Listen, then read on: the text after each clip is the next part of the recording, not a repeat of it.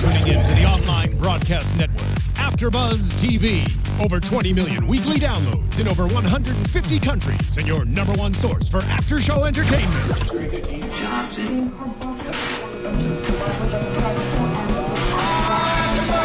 AFTERBUZZ TV, the destination for TV superfans, producing after-shows for over 300 of your favorite TV shows, interviewing celebrities and showrunners, and bringing you behind-the-scenes exclusives. All thanks to E! Entertainment's Maria Menounos, producer Kevin Undergaro, and internet leader Akamai. Now, let the buzz begin! I love me some Nirvana. And since it was about a boy this week for Supernatural, we had to play about a boy, but then we should probably just shake it off. Shake it off? Am I right?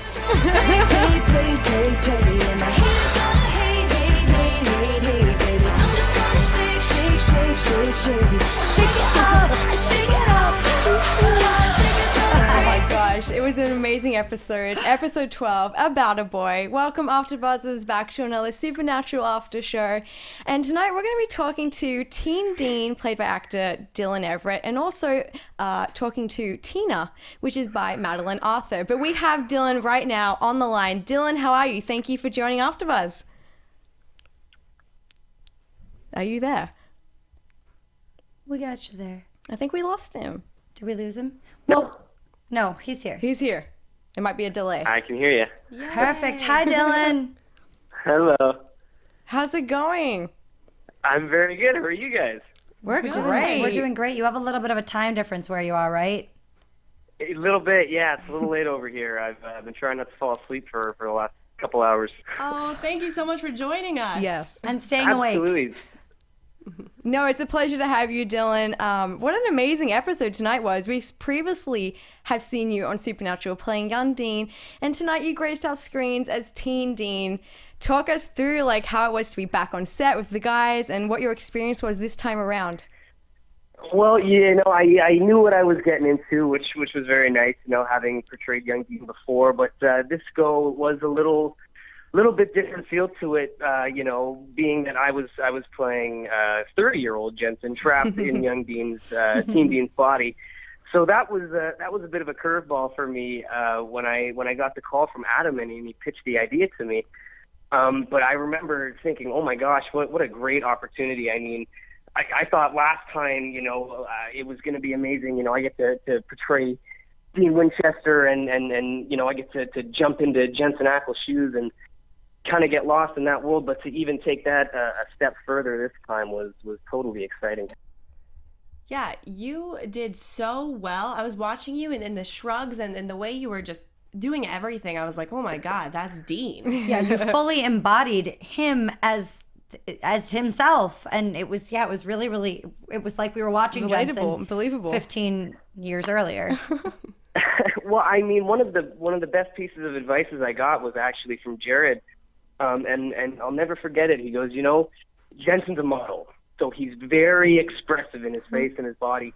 And he goes, that's what makes Jensen is his mannerisms and the way he walks and the way he talks and the way he carries himself. And these are the things that make him stand out, and these are the things that people pick up on and love about him. So it's very important that, you really nail those and really incorporate that into your performance. And so, I mean, hearing that, I really wanted to make sure that any little thing that I could pick up of that, Jensen was doing in his performance and put it into mine. I really wanted to make sure that came across on camera as well.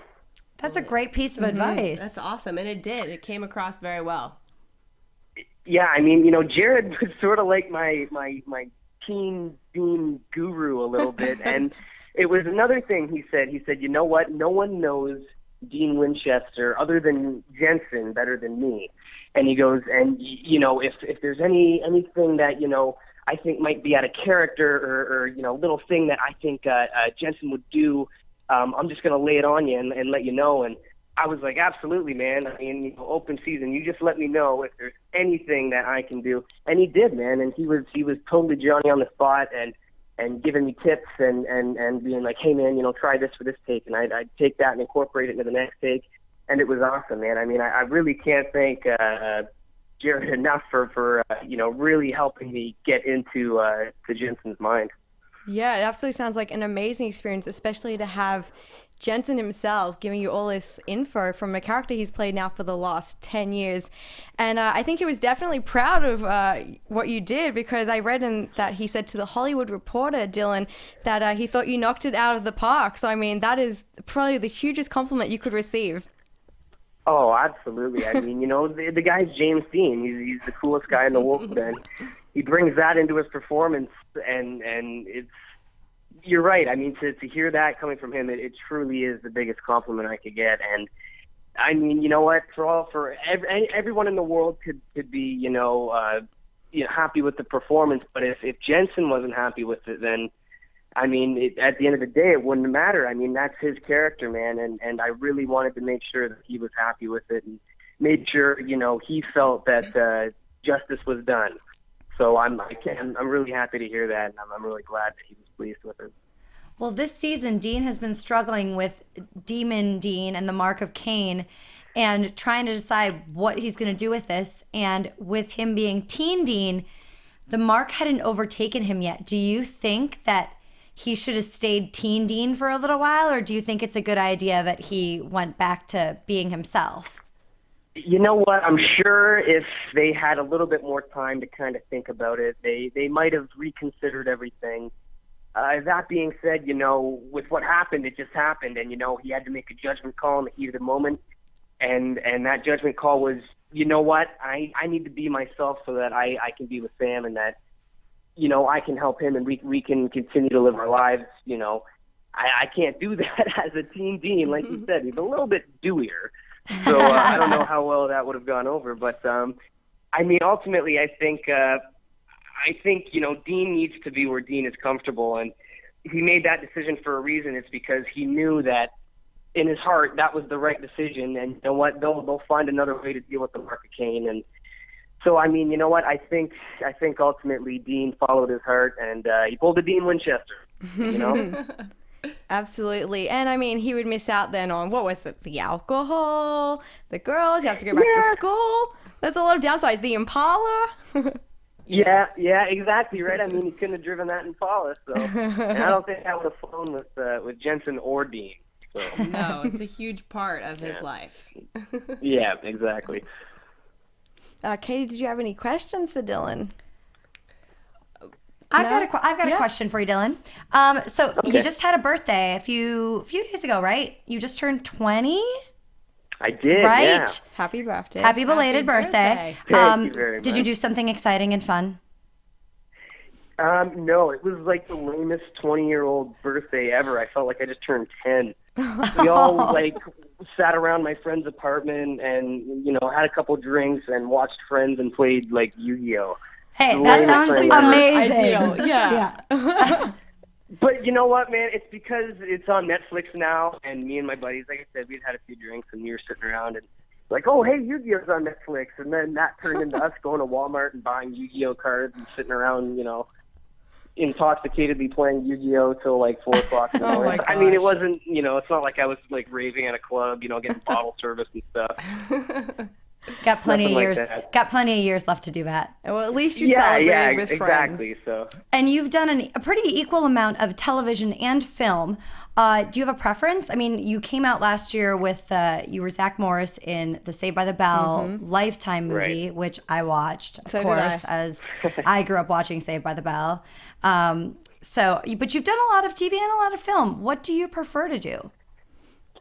You know what? They both have their merits. I mean, I've done a lot more television than I have film, and I started off doing television, so I'd say that's definitely where I feel most comfortable. That being said, they're two very different worlds. You film a television show, and everything is very fast-paced and go, and get as much as you can done.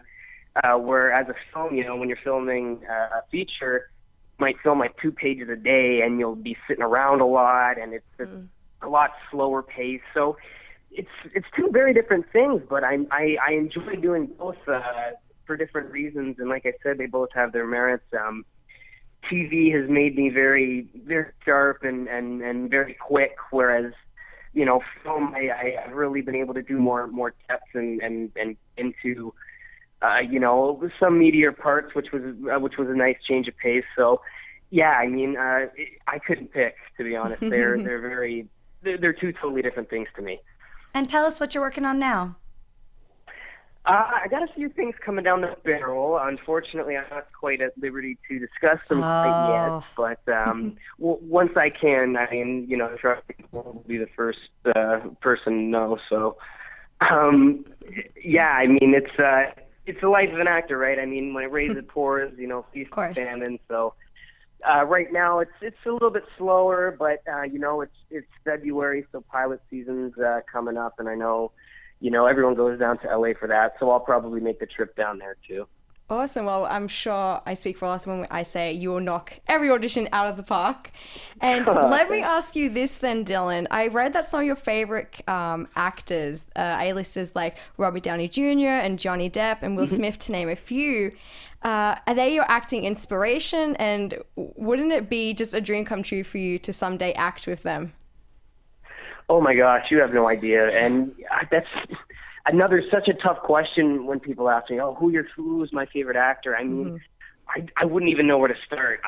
There's a million of them that I love for different reasons, and there's things that I take from all of them and try to incorporate it into my performance. I mean, they're the best of the best, and you really aren't going to learn, much from anyone better than those guys. So, I mean, just to be able to go and watch a movie on the weekend and watch these guys do what they do best, and to know that, by doing that, I'm learning, it's awesome. And to know that one day I might be able to work with those guys, it keeps me motivated and driven for sure. So fingers crossed, one day.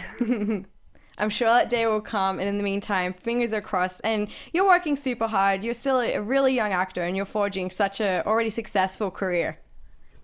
Yeah, you know what? I'm having a lot of fun too, and you know what? That's all that matters, and I'm looking forward to what the future holds. So. Absolutely. Well, we look forward to hopefully maybe even seeing Teen Dean or yourself as a younger Dean in maybe more episodes to come in Supernatural. But in the meantime, thank you so much, Dylan, for talking with us. We wish you were actually here with us in person. But thank you so much for joining us at AfterBuzz TV and talking to us this evening about Teen Dean. Absolutely. Thanks so much for having me, guys. I really appreciate it. Thank you. And where can everybody find you? To get your social media? Social media, you can find me at Dylan Ev, DylanEvz. That's Twitter. Facebook, I've got an official page on Facebook. Instagram, little embarrassing name, it's at Bare Knuckle Pikey. That's a Snatch reference in case anyone doesn't get it, the movie. So yeah, that's where you can find me. Wonderful. Thanks so much. Absolutely. Thank you, Dylan. All right. Thanks a lot, guys. Have a great night. Okay, bye. Bye. Well, that was what a sweetheart. So cool. Yeah, he is totally sweet. Absolutely. I can just see probably all these girls right now, they're Supernatural fans like us, are probably just going fangirling. I absolutely over Teen Dean. love that he told us those advice tips from Jensen. Jared had told him. Yeah. Jared, sorry. Mm-hmm. Yeah, that's so amazing. And then he incorporated that, and he did such a good job. I love hearing that from him. To be able to have that insight as an actor. And I think that's what really made it, as well as he's an amazing young actor. And like you said, there's nobody that knows Dean as well as Dean aside from Jared. He's the next closest thing. So, you're getting advice from somebody that's and going to tell you if you're doing something wrong. Absolutely. So it's really, really great. Yeah. It was so great. But I think we should get right into tonight's episode. We opened up the episode with seeing people disappearing out of their clothes, basically, and this flash of light that this person disappeared. And there was someone who actually had seen it or heard it happen. Then it cuts over to Sam and Dean, and he's like, yo, bro, people are disappearing and they're just leaving their clothes behind. I mean, what was your initial thoughts? What did you guys think it was? Like a demon? What did you initially think it was? I did not know what to think. I was like, what is that thing around his neck? They didn't focus on it long enough that I could understand what he was holding when he was clamping it down and then making the light happen and the people disappear and the clothes stay.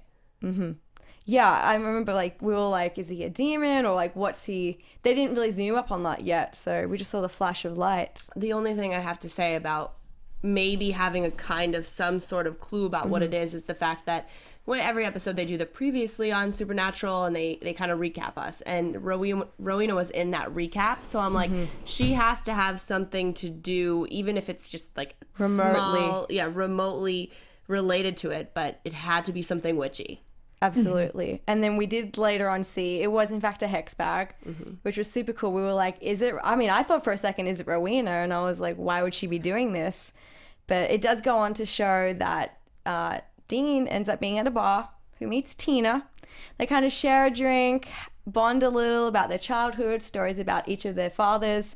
And then she goes to leave and he sees the guy go after her and follows her as the gallant man that Dean Winchester is. I have to say about this whole moment with Tina and Dean, I just really liked their little chemistry thing. And I remember talking about when we first started this season, there was an article that I read that Dean was going to find love this season. Ooh. And I just really saw a connection there. I mean, of course, with the end of the episode, we see what happens. So I don't know if I have, some thoughts about how this could possibly still happen, but I just really liked that connection between the two of them. Well, you could tell right from the beginning of that scene that she was eyeing him. She wanted to talk to him, and she, and we later find out she has 3 ex-husbands. So perhaps maybe not the right girl for Dean, but I agree with you. I really liked their chemistry. I liked their conversation. It just seemed easy and effortless. Yeah. And I felt like they even had a little bit in common. So it was nice to see Dean with a girl that actually you felt like had some substance to her. Yeah. Yeah, and they actually met because she overheard him talking about a guy called JP, who was the guy who was first abducted, I guess we could call it. And I guess that's where then the relationship develops. So then we see Dean, we see Dean follow Tina out with this guy, random guy. And then we see the flash of light again and her disappear and the clothing just there. He's like investigating it, and then the guy comes up behind him, boom, flash of light. There we have Teen Dean right there. I mean, thankfully we know they're not dying. Yeah, thank gosh we didn't know nothing bad was going to happen. Actually, something bad happened to JP. Well, that's true. Made we don't know what happened. Soup. Oh, we do know what happened, but I mean, at first we didn't. Right. I was like, are they just torturing him? And then, yeah, he was too scrawny, wasn't he? He was too thin. At first, when they were disappearing, I wasn't sure if they were going to be gone for good. But then once I also knew that it was Teen Dean, I'm like, okay, wait, they can't disappear completely. So it was good that we found that out. And we obviously know why they were giving them cake. It wasn't to poison the kids. It was to fatten them up. Because that's why American kids taste so much better than European kids, because European kids are gamier. Yeah. But American kids are fatter, so they have marbling. I'm such a steak eater, so I'm relishing in this right now. Buttery. Yeah, buttery. Chicken. Yeah. So they loved the American kids because they just the witch did indeed, and we go on to see. I mean, Teen Dean escapes. He goes back to Sammy. Absolutely, Sam's reaction was hands down one amazing, two funny, and just so jarred. I mean. Before he escaped, when Tina said, "Go, I know you'll come back," I'm just like, wow, she really trusts him. I was just really into this whole Dean and Tina connection. You're shipping Tina and Dean right now. I am. But yeah, we go on to find them when they come back to save Tina. It is the story, a twisted version that we've never heard before of the fable Hansel and Gretel. And then it goes into the witch. Well, before we get there, can we just talk about the little scene in the car? Mm-hmm. And how cute it was, and how Dean was going to drive, and they're like, wait a second, you haven't. And he's talking about how he fell in love with a Taylor Swift song, and this thing's going every which direction, and he can't control it. And I just could not handle all the jokes that were in this episode. There were so many adult jokes. So many. And I think Matt Cohen, who was in here last week, he definitely called a few things. He was like, the humor's going to be amazing. And he said that Dean would not be able to drive the Impala, and that would kind of somewhat kill him. And then at the end of the episode, he's like, I'm back, baby. So it was very interesting to see a teen Dean not be able to enjoy everything that he loves. Yeah. But we did, as a teen. Yes, true. As a younger version. But he had some hilarious lines. Had some great lines. He really did. So I'm sorry. So go back to, we've got the witch now. Yes. Which I didn't know if it was going to be Rowena or not. Yeah, we saw until he said, she made me eat Gretel's heart, and I'm Hansel. I was like, okay, so it's not, it's not Rowena, because they're gonna have to destroy this witch. And they're hunters. Just love how Supernatural goes into these stories. I mean, they've done it for seasons. Like, we got, The Wizard of Oz, and we have Hansel and Gretel. Right. I mean, those are just the last 2 episodes, but over the 10 seasons, they've definitely incorporated their share of fairy tales or fables or mythology even, which adds to the story so much more, makes it that much more interesting. Because we all know those stories from your childhood. So you've grown up hearing them.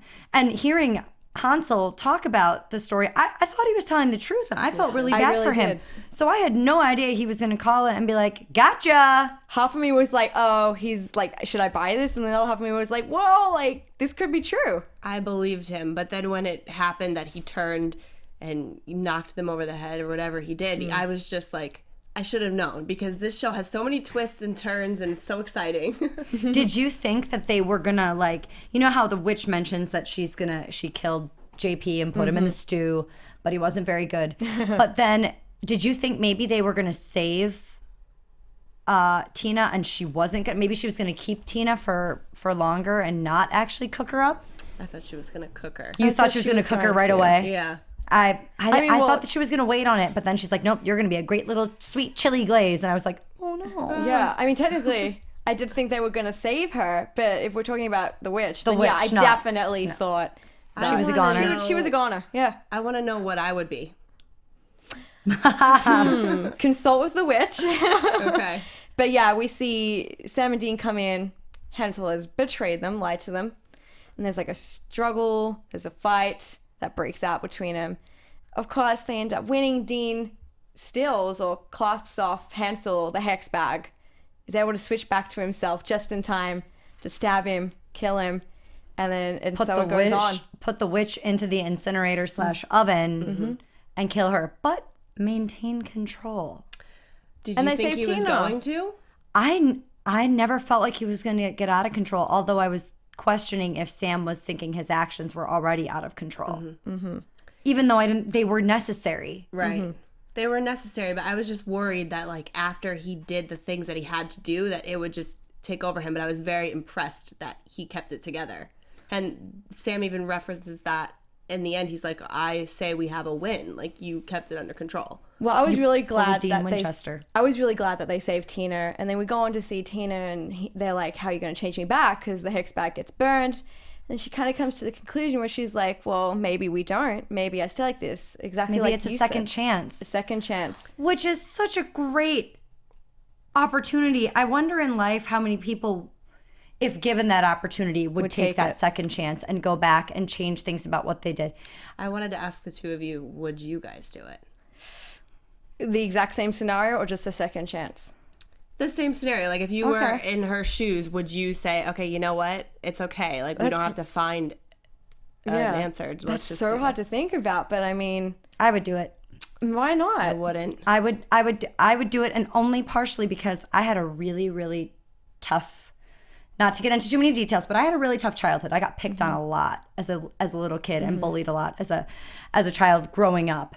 And I would almost now, knowing I should have probably stood up for myself more. Instead of being so quiet, I should have stood up for myself and not like allowed it, or not let it affect me the way that it did, because it hurt and you cry and stuff. And maybe just going, this is just a phase, and don't worry what these people think of you, and don't let it get to you. But you do. So maybe something like that, especially thinking you're going to be 15 again. And that is a difficult time for most kids. Well, and she's on her own too. That's the thing. But I like the fact that it leaves it open. Tina could very much well come back in. Absolutely. And speaking of Tina, we do have Madeleine. Did you say you weren't going to change back? I wouldn't. You wouldn't go back in time? I wouldn't, because I don't know. I just want to live the one life, and, I don't know. It takes you. Yeah, exactly. But I just have to say about Tina maybe coming back, that's exactly what I was thinking. I was like, oh no, they can't fall in love, because maybe I'm just stuck on this whole fall in love thing between the two of them. But I mean, maybe they can, because they can always get another hex bag, and maybe she'll come back and be like, you know what, this was great trying it out for a little bit, but I want to go back. Well, they can definitely reverse it. That was they can reverse the option they gave her. And maybe like add 6 years onto her so that she's a little bit older, but she hasn't gone through all the divorces. Mm-hmm. Yeah. Well, I want to know what Tina herself thinks. And we have actress Madeleine Arthur on the line, who plays Tina in tonight's episode.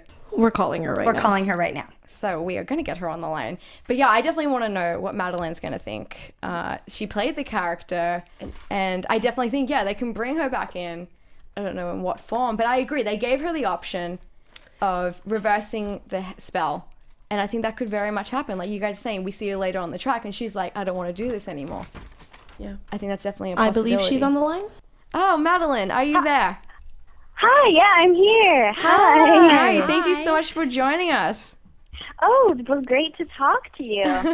Well, it's a pleasure to have you. And we've just been talking actually a little bit about Tina, and we were kind of throwing around some thoughts here. Katie, I think you were really, she's shipping. Katie here, my fellow co-host, and Lyndsey are here. Hi, and Katie, I'm Lyndsey. Hi. And Katie, Madeleine is really shipping the whole Teen Dean and Tina little connection that was going on. We see your character at the end of the episode. She takes her second chance and her opportunity, and she remains a teen. And we were kind of playing with the fact that leaves your character really open. She could come back into it. Yes, yeah, I mean, it does. She doesn't die in it, so she could come back. I mean, who knows? Who knows what the future holds? But, it was a great episode to work on, and if more come, it'd be great too. Yeah, absolutely. We'd love to see Tina back. I think Katie would. I would. I really enjoyed, in the very beginning before they were teens, their connection that they had. And then when they were teens in that little dungeon area, the rooms that they were in, Dean went to leave, and your character, Tina, she was like, you know what, go find help because I trust that you'll come back. And I just felt like you had such trust for his character. There was such a connection there. Yeah, I mean, definitely. And when put in a situation like that, and for Tina to trust Dean like that, I mean, she wanted him to be okay, and she, after spending that time with him in such a dangerous situation, she knew that he would do his best to get her out as well. Absolutely. And we were just actually speaking with your fellow co-host, Dylan Everett. What was the filming process like for you, Madeleine? Did you enjoy your time on set? Did you have a chance to even talk with Jared or Jensen? Yes, I had so much fun on set. It was really cool to be a part of a show that's been along for so long. I mean, 10 years. A lot of people have been there since day one, and, they've become really good at what they do, and they're quite the team. And Jared and Jensen, I did have a chance to chat with them, and they're great guys. They're super funny, and they've got a great sense of humor and comedic timing. So it was just a great show to work on. Yeah, and this isn't your first kind of supernatural sci-fi show you've worked on. You've previously been on shows like The Tomorrow People and Spooksville. Is that kind of genre something you'd like to act more in? Yeah, I mean, I love all genres, and I've been fortunate enough to be a part of some sci-fi shows, and I like the stories, and they're fun to play, great characters. So maybe I'll do some more sci-fi shows. We'll see. But I mean, for now, it's been really great, and Supernatural, it's a great show, and I know tons of people that are huge fans. So. It was really, really cool. Yeah, the Supernatural fans are absolutely amazing. I'm sure they have embraced you incredibly. And you won the best young actress or supporting and recurring actress for The Tomorrow People, correct? Yes, I did at the Joey Awards. Yeah, that was exciting. I mean, working on The Tomorrow People, it was a great cast and crew on that, and everyone was so welcoming. It was definitely a fun time to get to work on that for a few episodes, and another sci-fi, obviously, and yeah, it was different, but it was super, super great. Well, that's amazing for your career. Congratulations on your award. And thank you. Yeah. And your first role was playing Oliver in Oliver Twist, which was a theater production, correct? Yeah, that's correct. I was about 6, and I played Oliver in a theater production, and I could only read French at the time, so someone had to tell me my lines whenever they came up. We did a read-through, and they'd be like, oh, here's your line, and I'd be like, okay, I guess I just had to memorize that quickly and say it out loud. So that's how it all started, and then here today. So are you still looking into doing more theater? Yeah, I mean, I like theater a lot. We don't have a huge theater presence in Vancouver, but I do enjoy doing theater. I mean, I just like interesting projects and stories and roles, and it's all good fun. Good. Well, you've had the opportunity, Madeleine, to work on some amazing projects already in your career, including Big Eyes, which was a huge blockbuster directed by Tim Norton. And Amy Adams actually went on to win a Golden Globe for her role in that. Hearing that and seeing that, does that really inspire you more to know that one day could be you, that you actually worked with her on this? Yes, I mean, Amy, she's so amazing, and I'm just so happy. It was a very well-deserved win, and to be a part of Big Eyes was such a dream come true. Working with Tim, Christoph, everyone, it was. I look up to them all so much, and it's an unforgettable experience. And to have her win the Golden Globe was, I'm just so happy for her. Absolutely. And your eyes are gorgeous, though, by the way. Yes, they are. Yeah, so it helped with Big Eyes. I did want to ask you, Madeleine, what would be like your dream role to play? I'm sure every actor or actress has that. I just wanted to ask you. My dream role. I mean, so many roles that I'd love to play. I'd love to just explore so many different characters. I mean, one day I'd like to do a period piece, and one day I'd like to do, a complete transformational like Hilary Swank in $1 Million Baby. Like, I'd love to do a sports movie like that, and just there's so many things that I'd love to do given the opportunity. Absolutely. I'm sure there'll be plenty of opportunities coming. And you already have such a successful career as a young actress. Do you have any advice for other teens or young people in your trying to do what you're doing right now? Just go for it and just follow your passion, and don't take no for an answer, and you have it in you, and just always believe in yourself. And I really believe that chance favors those who are prepared. So I think if you just keep following and working hard, eventually something good will happen. I definitely like those words, Madeleine. Super positive. Yes, always be positive. That's a good outlook to have. Yes, yeah. It's good. And power posing always helps. Girl power, girl power. So do you have social mediums that we can have people find you on? Yes, I do. I have Twitter, which is Madeleine Arthur, so MaDeleineArthur, and I also have Instagram, which I love, Madeleine Arthur, Arthur again, so both Madeleine Arthur. Absolutely. And before we let you go, Madeleine, what are you currently working on? What can you tell us that you have upcoming? What can you tease? Well, I'm currently working on, I just did a really exciting short called Echo and Solomon. It's a sci-fi short in a dystopian world. And I'm also I'm shooting another short called The Wolf Who Came to Dinner next week, which is in the Crazy 8 Film Festival, and hopefully some other things to share soon. That's amazing. Great, congratulations. Yes. Thanks, yeah. You sound very, very busy, Madeleine, and we look forward to seeing and following your career. Absolutely. And hopefully also on Supernatural. Yes, yeah, that'd be great.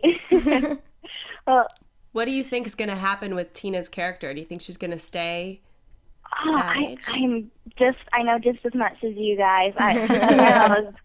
If she stays, I'd be happy, but I'm happy with the episode as well. Absolutely. Well, here we go. Fingers crossed that we do see you return back.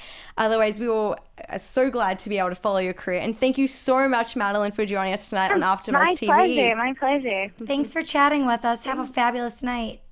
You too. Bye. Bye. Oh my gosh, absolute sweetheart. Thank you so much for calling in, Madeleine. Oh my gosh, her words of wisdom for the following your dream. That was just made me so inspirational happy. for us. Absolutely. I think we should get to prediction, ladies. Yes. We should. It's always nice, though, to hear when people hear young actors and then the older actors, because the advice is so different. Yes. Half the older actors are like, don't do it.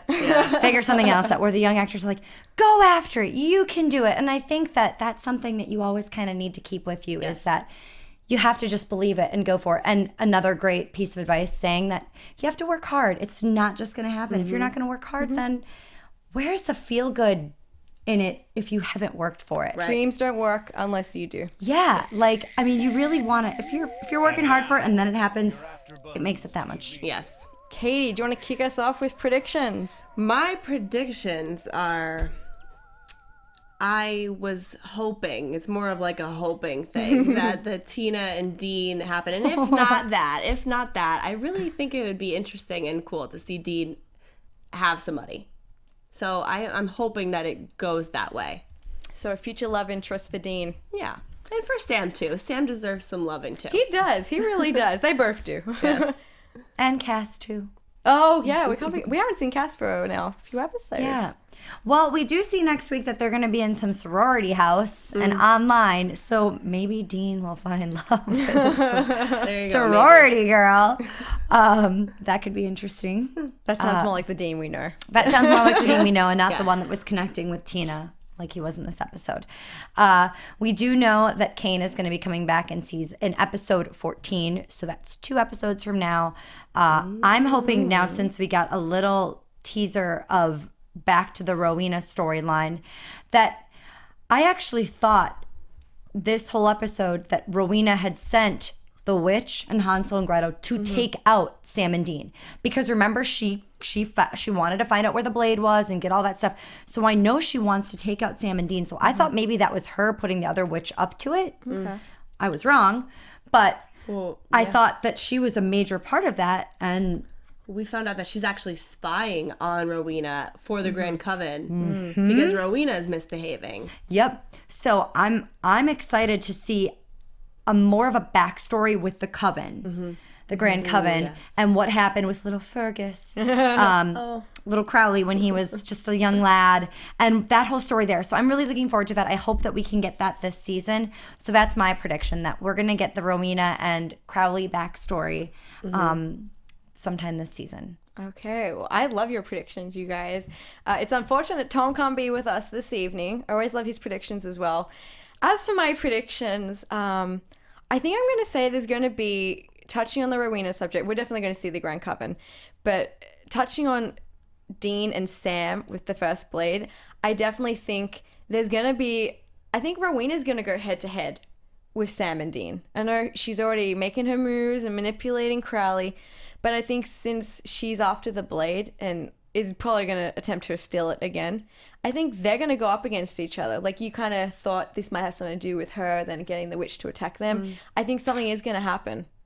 And I don't know what. I wish I knew. But that's what the fun is, you know? We see what our predictions are and see what happens. So that's my prediction for now. And I'm just super excited to see Kane come back and see what's going to happen with that. So it's going to be a very interesting episode. So you guys tune in next week for an all-new Supernatural. Katie, where can they tweet you, Instagram you? You can find me on Twitter at Katie E.E. Campbell. That's Katie with 3 E's Campbell. And Instagram at Katie Campbell 13. And you guys can find me on Instagram and Twitter at Lyndsey Wegner. That's LYNDSEY WEGNER. Tweet us anything you want using the hashtag ABTV Supernatural so we can get all your questions, answer them, and talk to you guys. And yeah, Mikaela. Yeah, thank you. Absolutely. You guys, like Lyndsey said, use the hashtag ABTV Supernatural. Comment below, give us a like. We love hearing your thoughts. We will reply. And you can find me on Twitter at Mickey_Phillips and on Instagram at Mikaela Phillips. Thank you, AfterBuzzers, for tuning in. Remember, you can catch us this time next week for an all-new Supernatural. See you guys next week. Bye. Bye. From executive producers Maria Menounos, Kevin Undergaro, Phil Svitek, and the entire AfterBuzz TV staff, we would like to thank you for listening to the AfterBuzz TV network. To watch or listen to other after shows and post comments or questions, be sure to visit AfterBuzzTV.com. I'm Sir Richard Wentworth, and this has been a presentation of AfterBuzz TV. Buzz you later. The views expressed herein are those of the hosts only and do not necessarily reflect the views of AfterBuzz TV or its owners or principals.